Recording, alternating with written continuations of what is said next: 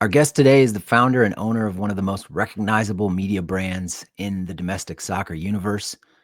He was a copy editor at the Monterey Herald and the Oakland Tribune, oversaw around 60 soccer blogs for SB Nation for about a decade, and now runs his own operation covering soccer in Seattle, which includes Sounder at Heart, Nos Audietes. Is that how you pronounce it? Yeah, that's close enough. I would say And that's ride better and than ride most. of and ride of the Valkyries, Jeremiah Oshan. Welcome to Scuffed. Thank you. I appreciate the intro. I'm a longtime listener, so this is pretty exciting for me. I'll be honest. Yeah, you're a good friend of the pod for sure. You've helped us out a lot. Um, I mentioned the copy editor stuff because that's to me that's you're legit. You're a legit mainstream journalist. You know.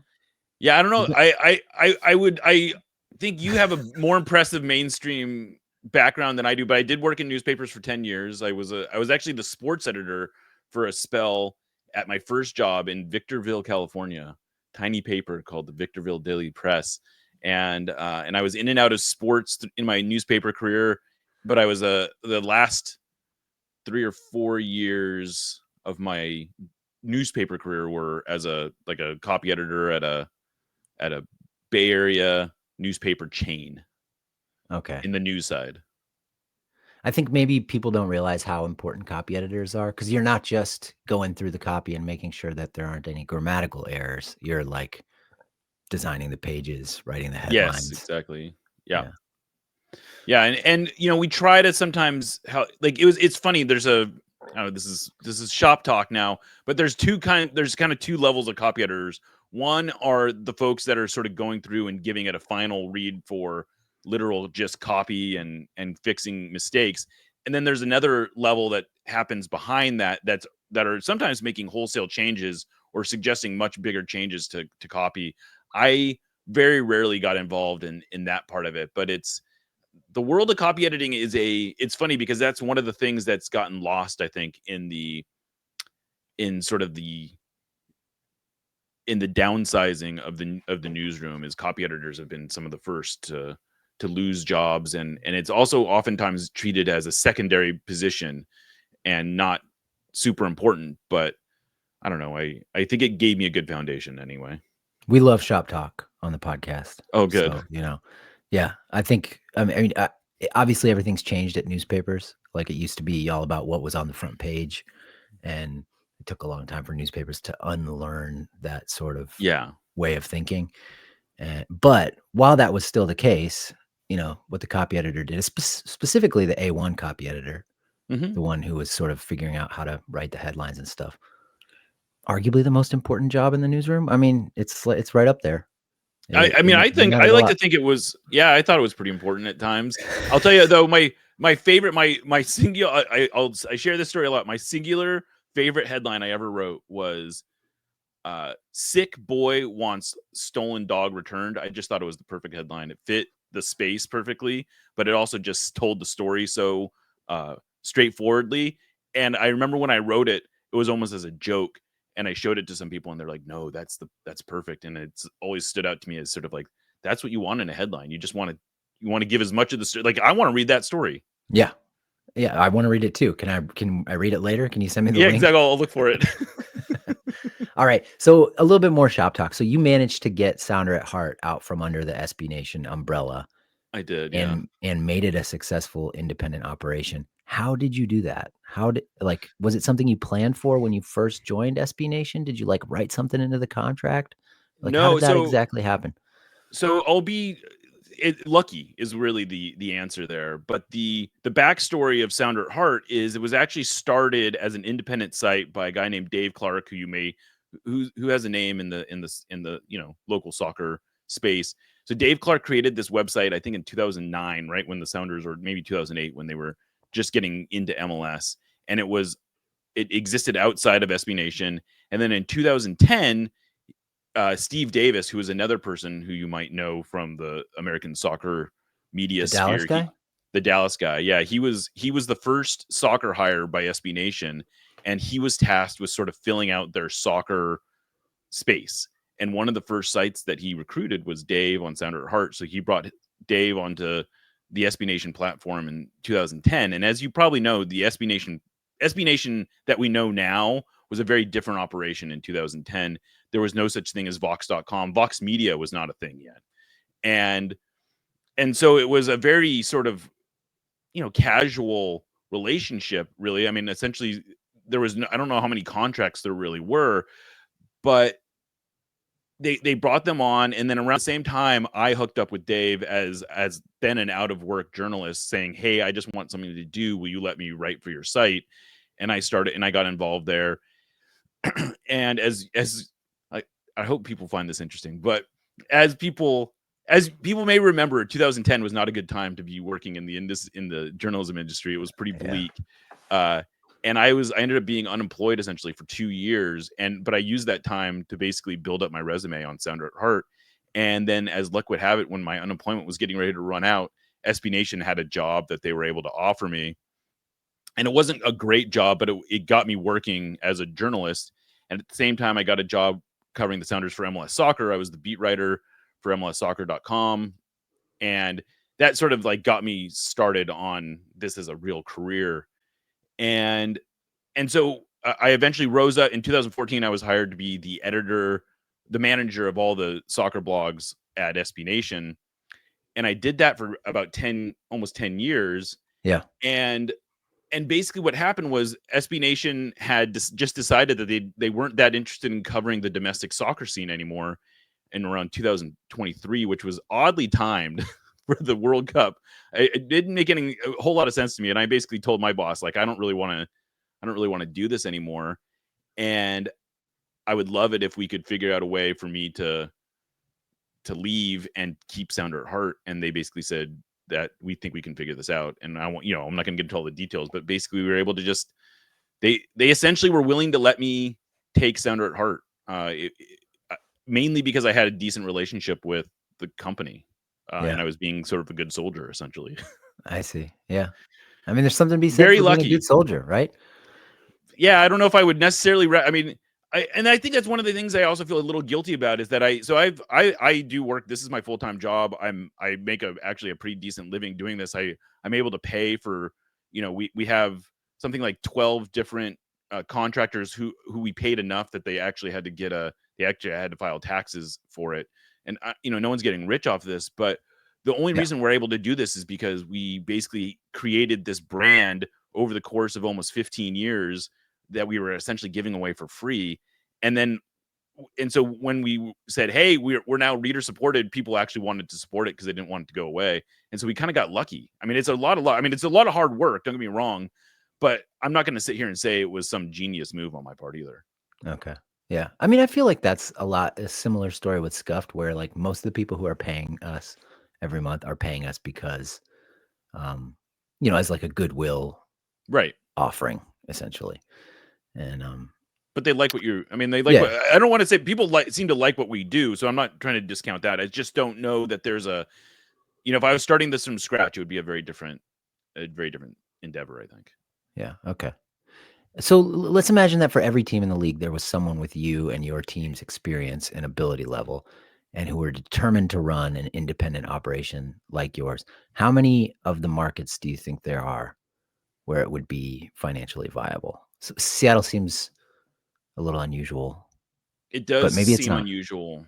I think it is unusual. I don't know how many other markets. Like I would think, it's an interesting thing because I think you sort of need a mix of things. It needs to be a big enough market where there is a real fan base, right? But it has to be sort of irrelevant enough not to be overwhelmed by the more mainstream coverage, right? It's like if you have ESPN and the local newspaper and the local TV channels covering your team every day, that feels like less important to have a site like ours filling in that, providing that level of coverage.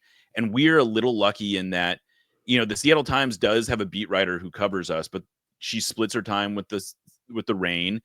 And and so we're able to sort of be the best. Like honestly, I don't think I'm speaking out of turn. I think we're the best site outlet covering both the Reign and the Sounders, in part because we have sort of this fan ethos of just being passionate about it that it's hard to replicate. But if there was 10 other publications competing with us, I don't know if we would if we would still stand out. And so I think there I sort of don't think it's that like this. I don't think Go there ahead. are any markets where there are 10 outlets competing to cover the No, right. team. I agree. They're not the MLS team, not the I Yeah. mean, we probably have the most coverage of any MLS team, frankly. But I'm just saying that like if you go to it would be harder for us to do this if we were covering the Kraken, I guess is sort of like the I see. point that I'm making, I or the see. Yeah. Seahawks or whatever. Uh but yeah, I guess in MLS, like I would imagine, I know the guys in Atlanta that are doing it. I would, if I was investing in a market that could turn into this, I would probably invest in Atlanta first. I think Portland That's the has dirty that South, the dirty South Dirty one. South. Yeah, they're no longer Dirty South Soccer still does exist, but the guys who ran Dirty South Soccer now are doing Five Stripe Final. I think they do a great job. And there's a couple other sites there that are doing that are also former Dirty South Soccer guys who are I believe Scarves and Stripes, I think is another one. But I think Yeah. there's a potential there. I think uh maybe a market like Nashville might be able to make it work. I mean, it's interesting. I think it has sort of to do with what the outlet is, and I think you need to have like the talent. I think is almost as important as anything else. And so I don't know. I could probably go. There's probably a handful, but it's definitely not 30. There's no way it's 30. Okay. Yeah. Okay, let's move on from the shop talk a little bit. What's Brian Schmetzer really like? He seems like a friendly dad figure. Is that really Yeah. what he is? I know he definitely gives off that vibe. It's interesting. I've now known Brian for 15 years, basically ever since I started covering the Sounders. Like I knew him reasonably well when he was an assistant. I was really excited when he got elevated from assistant coach to the Sounders main head coach. And I think I know him probably as well as anyone in the media does. And there's definitely multiple sides to the guy. I think he is more complicated than his public persona is. I think he can be a little less warm and fuzzy when things get tense. But these are predictable things, right? He's an interesting guy though. I think he has I think it's interesting because I think in one way he cultivates this persona where he's just a happy-go-lucky, hey, I'm just the caretaker coach. And I think he does actually work to cultivate that in some ways, but I think he also gets frustrated that as a result of that, he doesn't get the credit that I think he probably feels he deserves in terms of being one of the most successful coaches in MLS history. And it's not like he just fell into this job. He had to put a lot of work in. He still puts in a lot of work. And so I think it's an interesting, I think he's a much more multifaceted personality in both good and bad ways than it comes off from the distance. It's interesting that he's been so successful in that image cultivation, the image of the, sort of good-natured caretaker, that Yeah. it's almost that he's frustrated by how well that's succeeded. I I do I really do think that's sort of at the root of a lot of this is I think he would like people to recognize his maybe not genius, but his ability more than his persona allows. Yeah, that makes sense. Yeah. Kind of a Jimmy Stewart figure a little bit, you know, Yeah. but with glasses. Yeah. Yeah. But he's been working hard at the building and loan. Right. Um, Exactly. Exactly. Yeah, and I think that's you've seen this a lot, I think. Anyone that's successful, I think they as- you know, I'm sure you find this with a lot of actors too where they give off this persona of like, "Hey man, I'm just happy to be a working actor." And then at some point they go, "Well, yeah, but I mean I would like to win an Oscar. I feel like I kind of deserve that. Like I've been in good yeah, roles. Why does no one recognize that I'm in these good roles?" yeah. Well, how wide is his range of emotion? Like, I know he's like he snaps at a reporter now and then who asks a question he doesn't like, right? But Oh yeah. Yeah, I mean I would say he can be he can be petty. He can be I'll share a one of my eye-opening experiences with him was during COVID. I When they were down in Orlando for the MLS's back tournament. There was a It's funny to go back and think about those times, but there was definitely a feeling among a very vocal part of the Sounders fan base that the Sounders should not go. Like it was irresponsible for them to participate in this tournament. And there were, I think fans were excited to see them play, but also really, the mood around everywhere was crazy, right? And so they lost their second, maybe it was their first game. And I wrote how the Sounders looked like they didn't want to be there. And that they just didn't seem to really have their hearts in the competition. And then they ended up advancing out of the group stage with a really resounding performance in their final game. And I asked him something along the lines of, there was a perception that maybe you guys didn't really want to be there. Do you think this answers that question? And he said, well, who said that? And I was like, oh, I don't know. And I was sort of joking, thinking he knew exactly that I was the one who said that. And that turned into a whole thing. And he ended up going on the radio and sort of trashing me for trying to get out of responsibility. And I was like, no, I wasn't trying to get out of responsibility. I thought we were joking. Yeah. And then I took this call from the PR guy, and he's like, no, he's really mad. I'm like, there's no way he's really mad. And it turned into this whole thing. And it was this sort of like object lesson of, no, he does take this, like, we're not all joking around here. This is a real job. And he's like, we aren't, I'm not as friendly with him as maybe I perceived, and certainly not in a public facing environment like that. And that was sort of a big lesson for me professionally. And I would say that sort of has informed a lot of my interactions with him over the last 5 years, funnily enough, where he can be, there are like, he definitely does not like to be if he feels like he's being disrespected or his authority is being challenged. I think that's one of the other common areas. One of my colleagues, Nico Moreno, oftentimes will do reporting on the team that he doesn't like, and Brian will make known that he's not appreciating the sort of questions that he's asking. Really? And yeah. And it comes out, and sometimes if you watch enough of his press conferences, you can see when he's being prickly, but he can definitely, get annoyed with reporters and I don't know. It's kind of an interesting little dynamic, but this is what happens when someone's been in this job for as long as he has, I suppose. Yeah. Does Jordan Morris ever bring his dog to training? Literally have never seen Jordan Morris's dog at training. It's funny. I was thinking about this recently because it kind of came up about the Jordan Morris dog thing. Yeah. And in hindsight, it's such a silly idea that his dog played any part at all in his decision. It somehow became part of the sort of the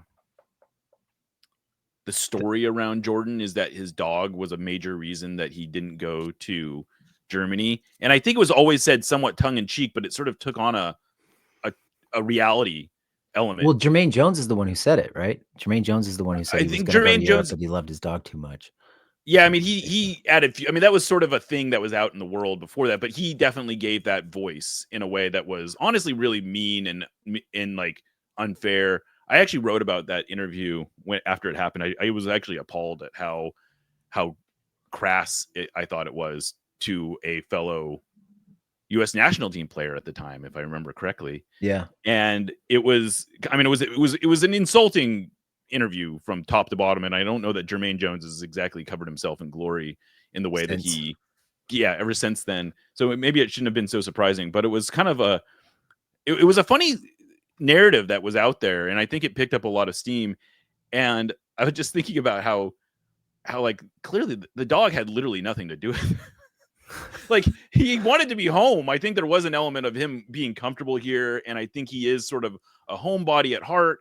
And I think his family being here was a big part of it. I think being comfortable with the Sounders was a big part of it. I don't think he was emotionally ready to go to Germany and compete and do all those kind of things. It's an interesting alternate timeline, and I know he's been sort of compared to Josh Sargent a lot because they were sort of coming up sort of around the same time, and they went in obviously totally different directions. But I think Jordan made the decision that was, well, they were a couple years apart. Yeah, I mean, what he was the rookie of the year in 2016, right? Morris was. Yeah. How old is Sargent? Sargent was like, he played in the U17 World Cup in 2017, so he was like, okay, 16. So maybe they were more like 4 years. They may have been more like 4 years. Yeah, apart. 4 or 5 years. In any case, he went straight to Europe. essentially was sort of like here's a striker who went straight to Europe. To the same club that Morris was rumored to have Right. some interest from. Yeah. Right. I mean, and they really did have interest. My understanding is like they were ready to sign him, but the thing is that who knows what happens to Jordan? Like he wasn't going to be walking onto the field to get minutes, I don't think, for Werder Bremen. Probably not. So it was going to be he was going to have to fight for his time there, and playing in MLS was a much more direct path to playing time, and he was familiar with the setup here. I just don't know that he has the personality. He certainly at 20, 21 years old, I don't think he had the personality that was going to really thrive in that sort of environment at that time. It's a tough go, man. It's a tough go. People minimize it, but yeah, to go all the way over there and figure out your life. Everybody says it's been tough, you know? Yeah, I mean, I think a more interesting alternate timeline is if he doesn't get hurt when he goes to Swansea City on loan. Right. Because I think that was like, I know when he took that loan, I assumed that was the last that he would play for the Sounders. Because it felt like it felt like he was going to tear it up there. Yeah. I mean, he was coming off his best year of his career. He had absolutely dominated MLS in 2020 during the COVID year. And it looked like he was just ready to take off. And, I think he played 3 or 4 games. Yeah. Before he blew it out his knee. He's a really nice guy, isn't he? He is a really nice guy. He is one of the players, like in contrast to Brian, who I'm not saying is a bad person by any stretch of the imagination, but he really is. From everything I've gathered with Jordan, what you see is what you get. Like he is still a professional athlete, so he still has sort of personality traits that you would assign to a professional athlete, but he is as humble, and he just is. He really does go out of his way to be polite, and he is like, I've never seen him be disrespectful frankly to anybody outside of every media member. And that doesn't make him the most interesting person, I'll be honest. Like, he's not always the most compelling person to write about. You'd like him to be a little more disrespectful every now and then. You might. I mean, and sort of he's made a thing about how he's trying to sort of like channel a little bit more angry energy, at least on the field. And we have seen that come out in the last couple of years. And I do appreciate that. But yeah, he's not the most interesting person to write about, because he just doesn't, he's pretty, he doesn't say a lot of controversial things. He doesn't say anything controversial, but he just doesn't say that much that's interesting really either. So I don't know. Yeah. It's an interesting person to try to cover. Which, the Sounders have been really successful over the last 15 years, if you take it all together. Which of those eras was the most exciting? Which season was the most exciting? And specifically which player/players and the way they were playing were the most transcendent? I think virtually every Sounders fan, everyone who covered the team, will probably tell you that 2014, 2015 was the most compelling narrative around the team. They hadn't won MLS Cup yet. They had Clint and they had Femi Martins. Yeah. They made this amazing partnership on the field. They had some interesting personalities on the team outside of them. And I'll be honest, like, Clint and Oba were total duds as far as I was concerned in terms of like personalities. It's very funny to see Clint be the way that he is now on national television, because we did not get an inkling of that personality when he would talk to us in the press. And one of the funny things about Clint I always think about is, I want to say maybe 2005 or so, he did this video with US Soccer where him and Eddie Johnson go out to a barbecue joint in Kansas City, or some random barbecue joint. And this is before he's gone to Europe, and he's all happy-go-lucky. He's giving Eddie Johnson a hard time for not taking a doggy bag, and he's just he's Clint. He's Clint the way that you see him now. And something happened between his time moving to Europe and him coming back to MLS, where he essentially taught himself, or he was forced to learn that having a personality can have negative consequences. And I think he really just decided that he was going to be as bland as he could possibly be. And somehow he turned that into he managed to still like keep his brand alive. And I think he's probably the most beloved national team player in American soccer history. I think and I think even more so now, it's just amazing to think that he managed to just turn that off, and then he could just flip a switch and be that guy again once he got back on TV, because he is again a very interesting person, I think, on CBS. But when he was He here in wasn't like Seattle, that in Seattle. he was not. I mean, he went almost to great pains not to be that guy. He did. I was at the point at the end of his tenure here. I oftentimes wouldn't even participate in the scrums because it was just a waste of time. It was almost always more like I could just get the same. I could get the like there was no questions I felt like I could ask him that would get a more interesting answer than what he was already prepared to give. Like he had sort of his talking points, and that was what he stuck to. And so that's, and I'll say another thing that was kind of a surreal thing, you know, I want to say it was in 2018 when was that his last year here? I think it was his last year here. And he retired at the end, like before the end of the season. I don't know if folks remember that, but he abruptly retired essentially. And it sort of left the and essentially what had happened is he was told he wasn't going to be a starter anymore, and so he wasn't really interested in continuing to play, which is his right? But the Sounders brought him back for sort of a retirement ceremony, and him and his family are on the field. He does not say a word. He does not say thank you. He does not have a prepared speech. He just waves to the crowd and he lets everyone else do the talking. And he walks off the field, and that's it. And that's the last we sort of heard from him in the local media. And we didn't hear from him. He didn't give us an interview. He didn't talk to us after. He didn't talk to the media afterward. He didn't talk to the media beforehand. He was just like, peace, I'm out. And that was the end of it. And it almost was like he didn't really want to do the ceremony in the first place, which, I mean, I don't know, whatever. That's his prerogative. That's his right. So I was shocked when he sort of showed back up on the national scene, and he's like, no, I'm ready to be Deuce again. Yeah. And maybe he didn't feel that strongly about Seattle as a maybe place. not. I mean, he was here longer than he was anywhere else in his career, and that's Is that's that the right? other thing. He came here in 2013. He was here for 5 seasons, parts of 5 seasons.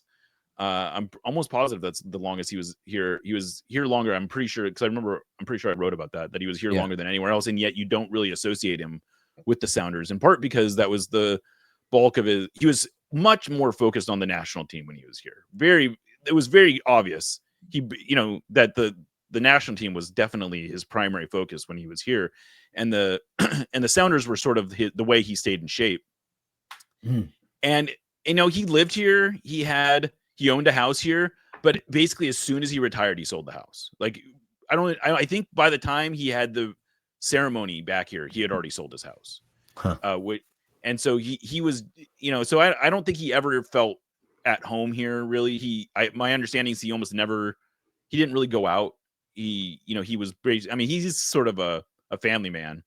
He's got 5 kids. I'll tell you another little funny anecdote though, is in 2017, I took the Sounders chartered a jet for media and friends and family to take him out to MLS Cup. And so I was on the same plane as his wife and kids, and he has 5 kids. Is that right? I think it's 5. Yeah, I don't really know, but it's the number I keep hearing. Yeah, so I think the oldest at the time was maybe a 13-year-old girl, and then he has like a 13 to like 3 was the youngest or something like that. Let's just, for the sake of this conversation. And you would expect a player like that to have sort of an entourage following around his family, like a nanny, somebody else. And it was just his wife managing these 5 kids, like honestly effortless. Like I was amazed. I was blown away at how well she was handling these kids. And it was like a whole range of ages, and she was just and it wasn't like this disconnected, like she just can. It wasn't that she didn't care. It was just that she handled it. She totally had a handle on it. And I thought that must have said something about the way their home life is, which is not this big ostentatious life. And I've seen, he lived in a nice house, but it wasn't a mansion by any stretch of the imagination. It was just a nice suburban home. And I think they lived a pretty normal life, and it was pretty non-ostentatious. And it was like, he liked having cookouts in his backyard, and he just didn't feel like the need to have a public persona at that time. And it worked out for him. And so, but anyway, that was the most interesting team. That was the most fun team. They were a lot of fun to watch. Watching someone, a mother or a father, effortlessly manage 5 children is, Oh, I have incredible respect for that. yeah. I at That's the time I had there's a, a lot of you work know, goes into that behind the scenes, right, exactly. And I had like, I have 2 kids who are now 12 and 9. So not they were, but it's like I could certainly I had kids at the time. I could certainly respect how much work that must have been, and I was very impressed with how she handled it. So Deuce was on the team that won the cup final in the MLS Cup final in 2016, right? He was, yeah. But not on the 2019 team, or was he? He was not on the 20, he had retired. I think the year before. I'm pretty sure he retired in 2018. Yeah, because he retired the first year Rui Diaz was on the team. That was 2018. I see. Uh, Okay. but yeah, so he was on the 2016 team, but he didn't play in that game because that's when his heart issues started. Uh, And then in 2017 they were in MLS Cup final again, and he was on that team, and they got trounced by Toronto FC. That was like the all-time Toronto FC team. oh yeah. I mean, it was just like Seattle versus Toronto every fall for a while Yeah, there. there was 3 of them, 3 finals. It was pretty wild. When Vancouver succeeds like they're succeeding right now, what's the mood in Seattle? I mean, I'm talking about Vancouver just knocking Inter Miami out of the CONCACAF Champions Cup. They're the top team in MLS right now by points. Yeah, I mean, I think it illustrates the difference. So this is a 3-team rivalry, right, between the Sounders, Timbers, and Whitecaps. And I think it sort of illustrates how much of a third wheel the Whitecaps are sort of in that rivalry. They're really legitimately part of the rivalry, but they are not the focus of either team. I don't think at all. Like nobody Frankly, cares. I'm right. I'm rooting for the Whitecaps. I hope they win. I think it's a great story. If it was the Timbers, I would be rooting as hard as I possibly could against them. Not that it obviously makes a difference, but that's sort of I think illustrates the difference in the place in the rivalry. Like, I want the Whitecaps to do well. I don't want them to beat the Sounders. I never want them to be better than the Sounders. But the Sounders don't have a way of winning this thing, and if the Whitecaps do it, I do think there's like a certain, like, I like the idea that only 2 MLS teams have won the modern version of or would have won the modern version of this tournament, and they're both Cascadia teams. Like, I take pride in that. I wouldn't be feeling the same level of pride if it was the Timbers, though. Yeah. Oh, okay. Interesting. Yeah. I mean, I guess it makes sense. So how's everybody feeling about the World Cup coming to town? Is there a sense of excitement about that, or not? Because I I mean, I guess It's hard to say. if there is anywhere in the country, You would think I it would don't be feel it right CL. now. Yeah. Well, That's I mean, I don't feel it. I'll be on. Like, when the Sounders, or when Seattle got the World Cup, whenever that announcement was made, it was full blown unbridled excitement. Everyone, like, all the problems that we knew were going to be coming along with it, we didn't care.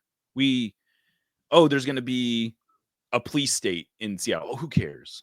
There's going to be all this public money going to, who cares? There's going to be, there's the ticket's going to be so expensive. Who cares? It doesn't matter. This is a once in a lifetime experience. And over time, I think, and I don't know how much of that, the reality of all those things have started to settle in, or if it's just that the excitement around the tournament itself and the national team has just sort of diminished in the last couple years. I mean, there is a almost palpable sense of there is no buzz. Let me put it that way. Like, the Club World Cup is coming this summer. The Sounders are in it. They're hosting games, and there's virtually no buzz even about that. Although there might be a little bit more juice in that than it's still, every time I hear that the U.S. national team is going to be playing a game in Seattle, it's like oh, I had forgotten about that type of like in this just now I had that same sort of that yeah. same real-time realization, and I don't have a good explanation of why it is, other than I I know for me personally, my engagement in the national team has just cratered in the last year or two, and I don't think it's just results. I think there's a lot going on there that has made it a tougher follow. Like what? Well, I mean, Besides I'll the tell you, results. I think for me, honestly, this is, and I don't know, maybe I'm too sensitive about this, but the the moment that Pulisic did the Trump dance and then followed that up by acting like he didn't understand what people were even asking about, and then was like, oh, it's just something I saw on TikTok. It was such a punch in the gut of we like all I had never felt more disconnected to a group of players than I did in that moment. And it wasn't that he like I think we always knew that where his politics were. It was sort of the brazenness with which he just threw it out there, and that there was really no like it was just sort of like, I guess that's the state of the world right now kind of thing. And I don't know, it just felt and so I think you couple that with the results. Like maybe if they were winning games, you'd be like, who cares? These guys, they all have their own right to, and they do. They all have their own right to have their politics wherever they want to be. Yeah. And so I don't want to. I'm not judging the politics of it. I'm more judging the brazenness of it being like the complete unawareness that this might be a divisive thing to do, and not really seeming to care about that. Yeah. Interesting. Yeah. I mean, if he had done like a Biden dance or something, if there was a Biden dance, and he had, I mean, would, it's hard to, have it's been a factor for you, or I mean, Uh, I think you speak I for a don't. lot of people. I'm not like trying to put you on an island here. Like you No, obviously I speak don't. for a lot of folks on that.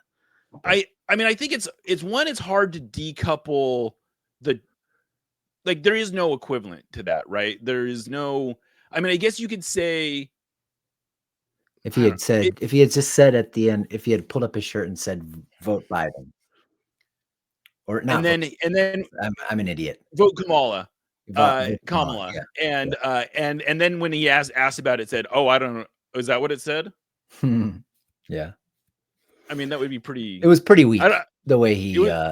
I the think, way he yeah, I think it reacted was to the his reaction question. to it was more the dance is what I mean. Whatever, like you want to do the dance, do the dance, but then to do it like, oh, I don't even know where I got it from, kind of thing. Like, what are we doing here exactly?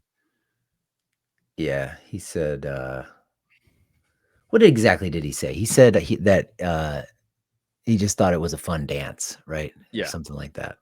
right. Hmm. Yeah, a fun dance Is popularized by an 80-year-old man. Yes, that's the thing that the kids are all doing these days. Yeah, I mean the kids are maybe doing it more than the 40-year-olds, I would say. But any other reasons besides those two? Bad results, sort of. I mean, I do think that there was some scar tissue from the boxing match, the sort of the like, it was really fun. I'll be honest, like when GeoGate was sort of coming out, I was as engaged in like your guys' show was so fun, and so it was just like hearing Vince just go off on all these things and going down all these crazy conspiracy, like I don't know, conspiracy theories are the wrong way, but like just Well, following all these we can call threads. them conspiracy theories. Yeah, that's what. It was fun. It was a lot of fun. I don't want to like. I was. It was must listen stuff. I was super into it, and I think you guys did a really good job of handling it. I think I reached out to you probably. I probably reached out to you more times during that era than any other era, and I was. I mean, I was listening all the time, but I do think there was some scar tissue that was built up from that as well, and a lot of because I think a lot of camps got built that were a lot of entrenchment happened that was hard to sort of reconcile once the dust settled, and like once Greg got fired, it was sort of a, oh, so what are we doing now? And I think really where I can chart my disengagement really probably like I don't think I've been I think I like I've barely been able to follow the team since Pochettino was hired, even though it seems like it was a good hire, but it also felt like I don't know. It felt like nothing was the same after once the dust settled from that whole situation. And I don't think anyone's really, I don't know who I would blame for that, but it just felt like there was a lot of ugliness that got sort of exposed during that period that is hard to come back from. Yeah. Among the fan, and that's sort of like fan on fan violence type stuff. Yeah. Yeah. I mean, I guess I feel like with any team, and particularly with the U.S. men's national team, I have to feel like there is something. I like to feel that there is something coming, something good coming around the Yeah. corner, and that was, that was for a while. All these players sort of settling in at their clubs and then becoming national team contributors, and that happened, and we did pretty well at the 2022 World Cup. And then it Mhm. was like kind of, well, Gio getting healthy and sort of becoming the transcendent player that I believe he can be if he's healthy.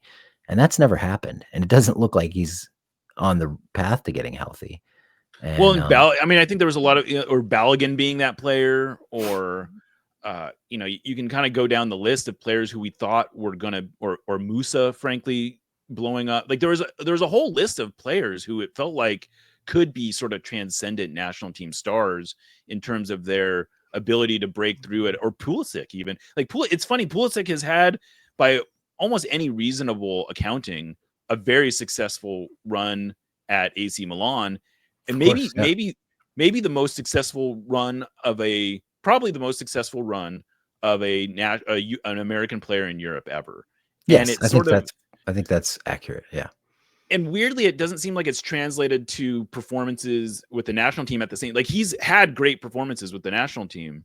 I think he was very good in the World Cup. I think he's had, you can find moments where games or stretches that he's been really good, but it weirdly hasn't coincided with him becoming like a real star at AC Milan. And I think that's another thing that's been kind of a, like, I mean, the fact that the results have been bad hurts. And I think, It but it I think, does kind of trump everything. No pun intended. Yeah. yeah, and I think it's also, we're at a time when it's hard to be. I think in the first, again, not to make this political, but if I'm unpacking this for myself, in the first Trump era, he didn't seem to care about soccer so much, and so the fact that that we were excited about an American soccer team during the Trump administration didn't feel like they were at odds with one another. Like, it didn't feel weird to be nationalistic about your soccer team, even though we had a even if you weren't nationalistic about the country, right? But Trump has really made a point of embracing soccer, in part because, like, the fact that he has the Club World Cup trophy sitting in his office every fucking day. Sorry for it's such a gross politicalization of all this. And I'm not to be naive about it, but that's like a pretty impressive symbol for if this is now an inescapably linked thing, that the US is going to be hosting the World Cup, is another part of it that I think makes it different. And so it feels a little harder to be excited about the national team when you're so grossed out about the state of your nation, I guess. Yeah, I can understand that. Well, Sorry. no, that's okay. No, that's okay. I mean, I don't. I think a lot of people disagree with you, but a lot of people agree with that. So it's like, I mean, I think I think there's also something to be said about like, soccer has become more mainstream, right? In the time that we've been covering, like when I first started covering soccer in 2010, soccer was pretty far outside the mainstream, and Seattle was one of the few places where it felt like a mainstream sport. And over the course of the next 15 years, it's become a much more mainstream thing. And I think that for a lot of people like myself who got into soccer early on, there was this homogeny about who your fellow fans were. That was not the same. If you were a Seahawks fan, you just sort of accepted that a lot of people didn't agree with you politically, and well, that, you're also in Seattle, which is like, pretty. It's like yeah, not. sure. It's not a normal place in America. No, I but mean, I mean, I can say what that you expect from your fellow fans in what is it called, the ECS, yeah. is a little different from what I think even soccer fans in other parts of the country expect from each other. But I think even if you go back to like when the American Outlaws were founded, right? And you can say like they are probably farther right than ECS, but they weren't a right-wing organization, right? Like there was no, if any, and if they were pretty apolitical for them. And in fact, offshoot groups popped up because they thought they were too far left, right? There were little offshoot groups that pop, and so I think that sort of illustrates, like, in American Outlaws were a relatively mainstream organization. We're getting way off. I'm gonna get us Let's in all go. sorts Let's of trouble keep going. Let's keep going.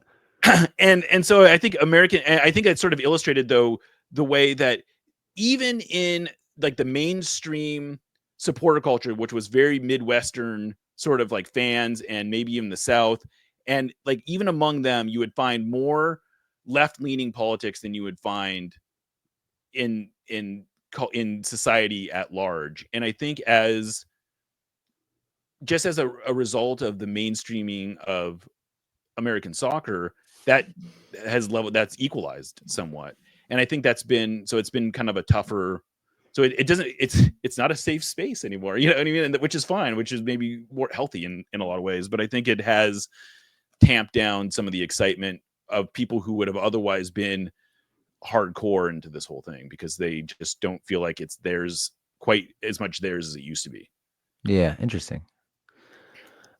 Well, let's talk a little bit more about the Pacific Northwest because it has this unusual density of professional soccer teams, and then you've also got 9 USL League Two teams in the area.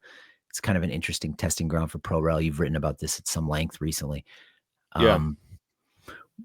Why do people in the Northwest like soccer so much? First of all, That's a great question. I kind of I asked. think it's. I had Representative Rick I Larson on listened to that. here. Yeah. And his answer was that it rains all the time and people made their kids go outside, which I found somewhat unsatisfying as an answer, but maybe that's all it is. What do you think is the reason? I mean, there's a lot of places that you can go outside a lot, right? I know. Like I don't. I listened to that interview. I thought you handled it really well. I thought that was it was a good interview. Just wanted to share as one podcaster to another. I I think a lot of it has to do with soccer has deeper roots here than in a lot of places, and so it's been such an immigrant community for a long time. It had, like you can, like Brian Schmetzer's a great illustration of this. He is I think second generation, like his parents were born here, but his grandparents, I believe, immigrated from Germany. And so his dad grew up as a soccer fan. His dad had like the local, like Schmetzer Sport House is like a legendary thing in the Seattle soccer community because for a long time it was like the place where you could go get soccer gear, right? And this is like Okay. going back to like the 60s and 70s. And so that sort of, and so he was sort of involved in that, and they were playing in the, at least by their recollection, reasonably high level soccer even back in the 60s and 70s at a youth level. And in a lot of places you had soccer all around the country by the 70s, but that was, it was, they were starting it there. They were just getting, like, it was when it was first seeded was sort of in the 70s or even later. And in Seattle it had been around, it had already sort of a well-established scene. And I think there's just roots that run deeper here in a lot of ways. There, like the Sounders, they can talk about how they were founded in 1974, but unlike every other team, they can draw direct lineage all the way back to that team. Like when the Sounders folded in 83, there were professional soccer teams that were still running around here. They weren't necessarily, they weren't at the same level necessarily, but a lot of those players, like you can find players, you go around the clubs here, every club essentially is run by someone who played for the Sounders, or there, and this is at all different levels, at the USL level, at the NASL level. And so I just think that there is again, like I just think the roots run deeper here. I think it's more ingrained in the culture. And so it's just, it's just an easier sell, I think, ultimately. Like it's not seen as an exotic sport here. I mean, I noticed something similar in Minneapolis when I was there, is that like a lot of the people involved in the youth clubs around the city and who are like sort of soccer people in the Twin Cities used to play for the Kicks, or like, were affiliated with the Kicks or Minnesota United before it became, an MLS club. So I know the dynamic you're talking about a little bit. So we did a mailbag show where an unusual number of the questions were from Idaho, and you did a poll at Sounder at Heart about where the two teams should be. Yeah. And enough Boise people spammed it to make it your most popular poll ever. Yeah. What is going on with Idaho and Boise? I don't know. That caught us so off guard. This must have been like 2014 or something like that. I don't remember exactly what year that was, but I have never been so caught off guard by something as I was caught off guard by that. Like I think we listed a handful of different cities that we thought would make sense, and all of a sudden we saw Boise had 80% of the results, and it was the most popular poll we'd ever run, and we basically found out that some grassroots soccer organization in Boise got a hold of this poll and urged their members to vote for it. And it was sort of this wake up call, like, oh, apparently there's this big soccer community. There's an engaged soccer community out in Boise. I don't know much about it still to this day. 10 years later, I still don't know a whole lot about it. I think it's really interesting. They have an interesting project that they're building out there, where they have a League One team that's going in at the old, I think it's the Boise Expo, and they're using the grandstands from a now decommissioned horse racing track to sort of form the main part of the grandstands for the soccer field. Nice. And they have it like in writing that they have to expand it to 11,000 seats or something. I mean, that could end up being it's going to be a really interesting project to follow, I think, for sure. Cool. Now I read your article on Pro-Rel in the Northwest and like what it could mean. There are some clubs with some pretty overt ambitions about fighting for promotion, right? Can you tell us maybe talk about Ballard or what's the one with the owner who's West Seattle Junction? Yes, yeah.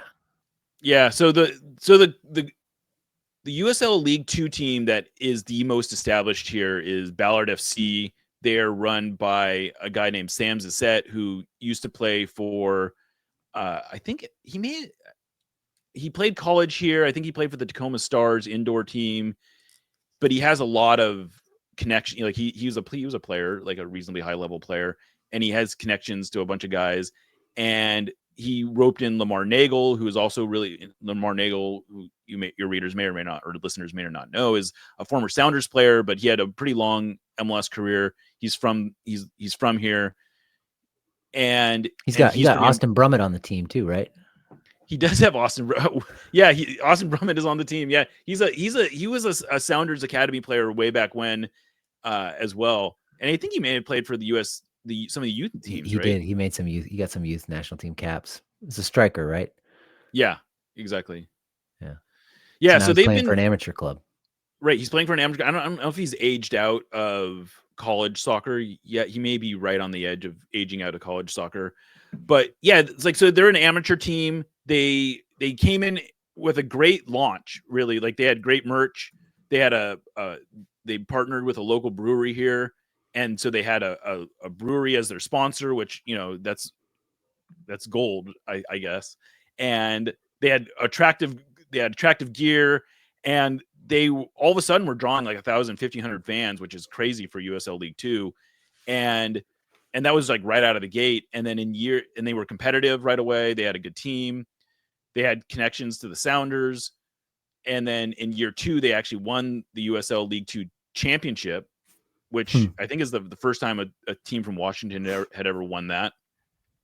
And so they draw these good crowds, and they play at this cool little like neighborhood stadium in an area called Inner Bay. That is, it's essentially like a glorified rec field, but it's got they can fit. They have this beer garden that apparently is really popular. I've still not made it out to a game, which is a little embarrassing. But they have a very robust, small but like engaged fan base. And they only have to play 8 home games a year or something like that. It's all over the summer when the weather is perfect out here. And so it sets up really well. And what's interesting is I assumed they were going to be all in on going into the pro pathway, because they all of a sudden have a path to being like really relevant and growing.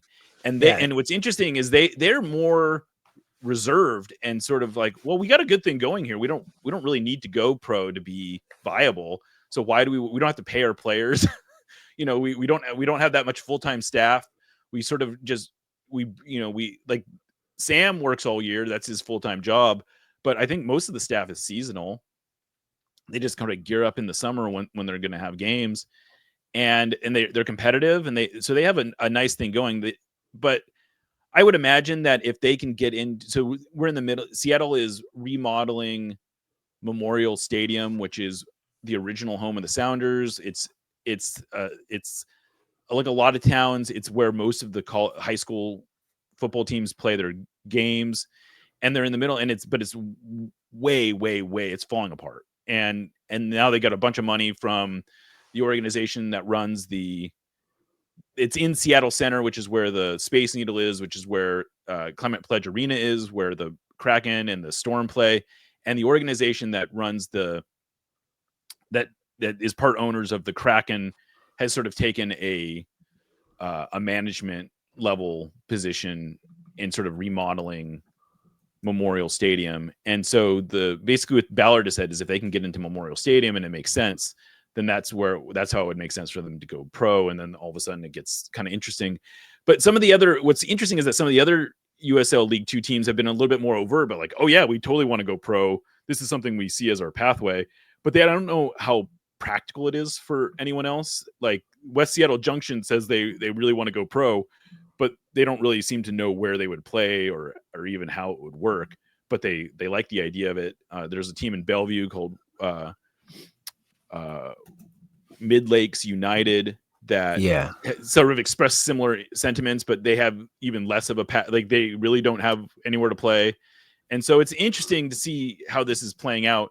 But then like in Eugene, they have a team that plays at they just remodeled their Civic Park, which is now like a 3,500 to 5,000 seat stadium in Eugene, and they're going to go into League One, and I think they're going to have a women's team as well. And so that'll be an interesting path. And then there's a team in Olympia that has also said they want to go pro. So anyway, there's all these ideas out here of what they're going to do. I don't know how practical any of them are. Yeah. Well, I mean, it'd be interesting if very interesting. You have a lot of clubs in a small area, and maybe if they do follow up on what they say they want to do, like West Seattle Junction and Mid Lakes United, then there's then there's some real drama. There is, and so like there's a team, like apparently they're close to making a deal with Everett, the city of Everett, which is a large suburb outside of Seattle, maybe far enough outside of Seattle that it's not like, I don't know how many people that live in Everett are commuting down to go to Sounders games. It's about 45 minutes away. And they have a minor league baseball team there, and they are working with the minor league baseball team to basically build something sort of like Knoxville 1 stadium in and which would have both soccer and baseball. And they apparently are planning on to go into League One. And that would be really interesting to see. I mean, it's going to be interesting to see. The Sounders have not really had any competition for professional soccer. Like the only other professional soccer team that has existed in the Seattle area since the Sounders have been fully professional soccer teams that have existed in the immediate area has been teams that, they're farm teams, essentially, the Sounders 2 and then Tacoma Defiance. And for a while, they were trying to make Tacoma Defiance like a real product when they were playing in Tacoma at Cheney Stadium, and the Tacoma Rainiers were sort of running the business side of that. But ever since they moved back to Starfire, there's no real investment into it. So it's not like it's drawing eyeballs from the Sounders at all. Yeah. I remember those days. Was it Cheney Stadium? Is what you? Yeah. Cheney Stadium. All right. So, just a couple more questions, more personal for you. During the back end of your college career, you made a sudden rise at the student newspaper from staff writer to executive editor in the span of 3 semesters. You can thank Waukee for this one for sure. Tell us about that rise in 3 semesters. Well, I'll tell you, it wasn't that atypical for our school paper to have a rise like that, because unlike a lot of school papers, we were a curriculum-based paper. So that meaning we were funded by the school, we had staff advisors, and it was a class. So you actually weren't allowed to take the class, and almost all the content was created by students in the class. We were a daily paper, but unlike a lot of papers, we were not independent. We didn't have a lot of undergrads who were participating. So it wasn't that, and I don't think you could even, I'm not even sure if you could enroll in the class until you were a junior. And so when I enrolled in the class, it was pretty normal for someone to go from lowly staff writer as a junior to executive editor 3 semesters later, because that was sort of the pool of talent they were consistently drawing from. Got it. So it wasn't that meteoric of a rise, although I don't know if I would have necessarily been the top candidate starting out. Like, I didn't really have designs on being the editor. I sort of fell into it a little bit, but it wasn't. I thought I did it was a really good learning experience. I would say to any aspiring journalist, any aspiring writer, that the most important thing you can do is just do it every day, or do it on like I pumped out. I'm sure I wrote hundreds of stories before I could. Like, I literally cannot go back and read stuff I wrote early on in my career because it would make me sick. It's just so, like, I don't think I it's a had pretty any discouraging perspective. experience. I don't recommend it. I don't recommend it at all. But everyone needs, any good writer needs to do it though, because you just need to. The only way you get better at this is through repetition. Yeah. And working fast too. That's the thing I tell my journalism students a lot, and I don't think I get through to them, is that, like, you just got to be done in like 4 Yeah, hours, I think you know? I'll tell you, I And had you that want to just conversation. you want to sit there and Massage. massage and get all anxious about it and think about it, but no. Just get it done. No, especially when you're first starting out, I would say, and I told this to people all the time, is that you can't spend 2 days on the story. This is a 2-hour story. This is not a 2-day story. You got to just pump it out. And then if you don't like it, that's fine. You can do another one tomorrow. Yeah. And you sort of just need to get in that habit. And I think that's one of the things that's really served me well in this life is, a blogging is very much that way, where there are stories that you want to sit and massage and you want to get it right and you want to do all these things, and you got to get, but sometimes it's more important just to get it out in a timely fashion, because if you don't do it quickly, it might be irrelevant. Yeah. Right. I remember I was at a journalism conference probably 15 years ago, longer than that.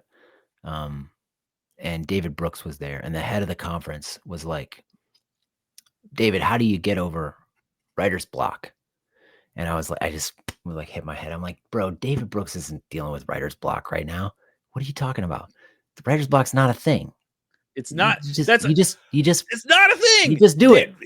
Exactly. That is one of the other things that you hear, especially young journalists talking about. Oh, I have writer's block. You do not have writer's block. You don't know what writer's block is. Shut up. Take that out of your lexicon. This is not a thing that we deal with. Like, just do it. What are you talking about? Just put one sentence after the other. There's no such thing as writer's block. Yeah. Writer's block is a fiction writer's dilemma that we do not have any comprehension of. Yeah. Stop being so precious. Exactly. All right. So, what inspiration did you take from your dad's LA City ping pong championship? Oh, that's good. I'll say my dad is an interesting guy. He still plays a ton of table tennis. I went through a stretch of playing every day ping pong, every day after school, for at least a year or two. I had a ping pong table in my garage, and I was on the tennis team, and I had some other guys on the tennis team that we would get pretty serious. Like, we had, like, sweaty type of battles on the ping pong table for hours at a time. Yeah. And I thought I was a pretty good player. I could never, like, my dad is so on such a different level in terms of ping pong than I ever could be. I'll tell you another humbling experience I had is, given my perceived competence in this sport, I asked to play Will Bruin one time, and Will and I have a pretty good relationship. And after he was leaving the Sounders, and so we went out and hit. And I had heard that he played a lot with like there was a game, like the Sounders would play internally a lot, and he was supposedly the best guy on the team. And so I thought, okay, I'll go play with him. I was not prepared for quite what I was getting myself into. Especially like, he was really good. And I think there was just sort of a baseline competence when you're a professional athlete and you're used to sort of performing at a certain level, that you can get good at things like that much more easily. But he did play a lot. He was much more in practice than I was, but I was blown away at just how good he was. He won. He won. I'm gathering. He trounced me. Yeah. And I think I'm a pretty competent, like, I think I can get and hit with most people on a ping pong table, but he was on a whole other level. It was very Okay. humbling. So it sounds like it was a big inspiration to you, your father's Yeah, champion. no, yeah. My dad being an LA City champion is a story I haven't told a lot, but it's definitely a thing I have talked about in the past. And he is still like a pretty good. He's like he's all into like in his playing tennis with him was also very frustrating because he plays tennis like he played ping pong, so lots of spin, lots of dinking and dunking, and not a lot of he didn't overhit the ball almost ever. He was just keep it in play guy. Like it Hmm. was very frustrating to play against. Interesting. Yeah. Okay, so you started writing about sports professionally in 98, 99, roughly. Hmm. There's some Yeah. soccer writing in your earliest years about Santa Cruz beach soccer, for example. But Yes. in 2002, we start to get real signs of you becoming a soccer person. Now, bear with me for a second. But to Okay. us, it seems like it wasn't the World Cup that did it. It was the Mojave River League. Do we Oh overestimate the importance of the no. Mojave River League in making you a soccer person? No, I think that's accurate. Actually, I think that's actually very accurate. I sort of became the de facto soccer guy, the de facto soccer prep soccer guy at my first paper, which is like I mentioned earlier, the Victorville Daily Press. This is good research. I got to say, I don't even know that I'm very impressed by this. The Mojave River League, yeah, Granite Hill and Apple Valley, and a bunch of teams that I would Hesperia, Sultana Sultans. That was the best name of a mascot I've ever heard. Sultana Sultans. It's not named. There is no town called Sultana. It's just the second high school in Hesperia. I don't know where but it's called the Sultana Sultans. Amazing. There was right up there with Antelope Valley Antelopes. Uh, but Sultana is better because they made up the name Sultana just to sort of like go with like it's the desert or something. I don't know. Anyway, yeah, there was a lot of there was a thriving prep soccer scene, and I sort of fell into it, and I think that was where I first became. That's where I first started really writing about soccer on a regular basis. And I think without that, I wouldn't have. I did go to the 2006 World Cup. I should say I went. I was in attendance. I was in Europe during the 2006 World Cup. I tried to go to the World Cup. I did not get in, but I did Hmm. go to the whatever the party thing, like the fan The fest. fan zone or whatever it is. Yeah. Yeah, and that was sort of formative as well. But I don't think I would have been interested in going to that if not for my experience writing about it during those The Mojave Mojave. River League Yeah. days. Nice. So this is gonna be even crazier. Did your grandmother ever talk to you about playing soccer in South Dakota during the Great Depression? It is listed as one of her activities in her high school yearbook. And I'd like to and this is Waki who did this research, just to be clear. I'd like to read all her activities because it's very impressive. So this is Helen Sassy. Is that how you That pronounce is it? that is Sassy? yeah, yeah, and that is indeed my grandmother. So she was class officer number 4, operetta 4, glee club 4. So these are years, I think, of each Yeah. activity. Chorus 2 to 4 years. Orchestra, basketball, dramatic club, dramatics, which I guess is different from dramatic club, junior senior play, debate, French club, Bobcat staff, baseball, volleyball, varsity baseball, soccer, volleyball. And So her I'll quote note. her quote is, let me read her Oh quote. yeah, When this you is want a great. thing well done, ask Helen to do it. I guess it wasn't her quote. Somebody else said that about her. Well, I'll say what the thing that strikes me is this. First of all, this is amazing. I don't know that I've ever come across this on my own. So this is amazing. This is definitely my grandma. I recognize this character as my grandmother. This must have been like what a 30s, 1930s. This must have been.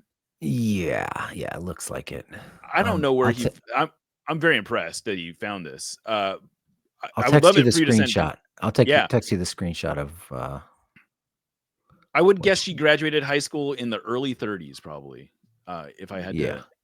to guess. And what strikes me is about this is how many activities she was involved in, And so she went on to be a teacher at a time when women were not really working. And so I grew up in a household that there was a long lineage of working women. I have never been in a home with like a stay-at-home figure.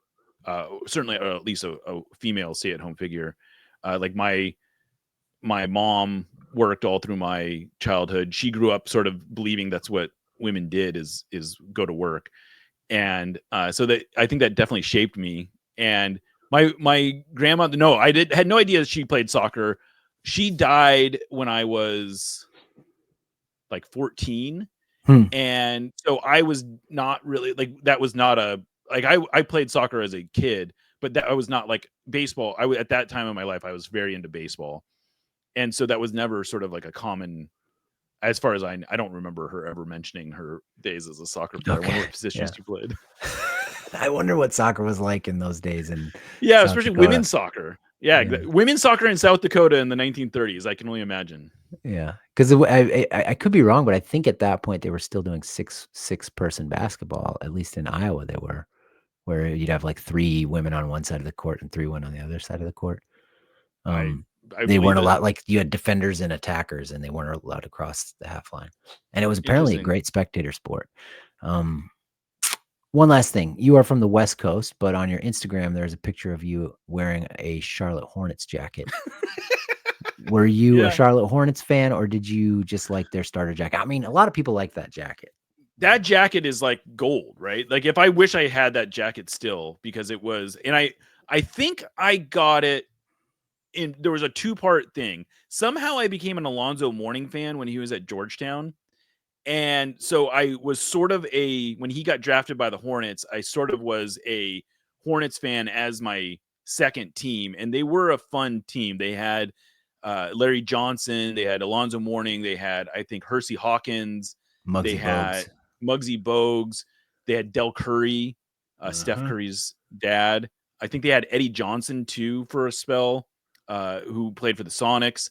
So they had an interesting team, and so I was kind of I grew up not really I didn't really become a Warriors fan until ironically the Latrell Sprewell uh, era when Hmm. he choked out his coach. For some reason, that was around the same time that I became a Warriors fan. But up until then, I guess that was because I was sort of a I was attracted to players. So I was like an Alonzo Mourning fan, and I was a Charles Barkley fan for a long time. And so I followed their teams. And I guess after Barkley retired or something, I started to become a Warriors fan. But anyway, yeah, that was I was kind of I guess the answer was I was kind of a fan, but I think I also was really into that jacket. And getting that jacket even at the time was sort of considered a coup. Yeah, it was a cool jacket to have because I think a lot of people had them. It was a very popular, yeah, and the pullover style was very. I think that was the first year of the pullover style too, if I remember correctly. Mm. And that was a whole new look because starter jackets for a long time were that classic satin jacket, and then they were coming out with parkas around the same time. We could go into a whole Oh, thing here. what a time to be alive it was. Yeah, exactly. Jeremiah, I think we're done here. Anything you wish I had asked you about? I don't No, always ask that you anymore, definitely but made me very I listened to the interview with Weeby and I was like, "Oh, I was not mentally prepared for some of these questions that they might be asking." And I was quietly very excited for the possibility of being caught off guard by questions like these that you did a really good job of catching me off guard on and yeah, we making me smile. accidentally I don't shared the notes with Weeby. That was a mistake. Oh, really? So he Yeah, was prepared? Oh. yeah, we could have more fun if he wasn't prepared. I think. Um, but I think it turned out all right. Hey, Jeremiah, thank you so much for doing this. Thanks for your friendship to Scuffed over the years. And Well, thank you for having me. I want to actually I do want to share something. I don't know if I've shared this publicly or not. But Scuffed, and I say this in all sincerity, Scuffed was the inspiration for me to try to take Sounder at Heart independent. If you guys had not been able to be successful the way that you were, I don't know that I would have had the confidence to even suggest allowing me to take Sounder at Heart independent because I had thought about taking Sounder at Heart, trying to do an independent thing for a long time. Like I had been sort of like people are. They get frustrated with their job and they think, is there a way I like the core part of my job, but I don't like working for this company, you know? Mhm. And so I had in my head had this idea that I wanted to do an independent thing for a long time, but I genuinely, this is 100% true. And I think I have the email exchanges with you to prove it, that when you were sort of taking this, when you were clearly successful at it, it was a sign that that it was proof. It was evidence that you could really do this independently and that you could make it work without a huge, company supporting you, and that readers and listeners would support something that they were passionate about. And so I want to say thank you to you for inspiring me to make Sound Art Heart happen. I hope I am doing that cause proud. And it's been a real pleasure being on here. This has been a lot of fun. I thank you really for having me on. Yeah, of course, man. And I'm glad it has succeeded. I'm glad the going independent has succeeded so well. I mean, nothing's guaranteed out No, there. So no. And I do think soccer media, I think it's very clear to me that for soccer media to thrive, it needs to be a lot of independent outlets like this. And I would love to figure out a way that we can sort of mutually be benefiting each other and supporting each other. But I think it's very obvious that independent soccer media is royally going to be important for the coverage of the sport for the maybe forever. yeah, at least for a while, you know. All right. Well, thank you for your time. Have a great weekend. Thanks everybody for listening. We'll see you.